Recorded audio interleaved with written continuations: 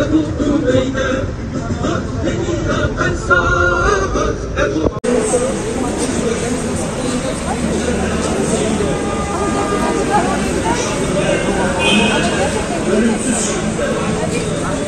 bozguncular korksunlar. Nefretimizden, öfkemizden, onurumuzdan ve şehadetimizden korksunlar. Söyleyin beklesinler, ansızın kabus olacak direnişimizi. Bir seher vakti beklesinler.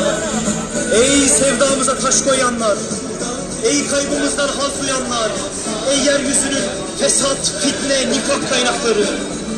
Ey Amerika, bakışlarımız çetin, nefretimiz büyük, intikamımız kısa ve hiddetlidir. Ve ey İsrail, bekle bizi beklediğin her yerde ve bekle bizi beklemediğin her yerde. Susmazsa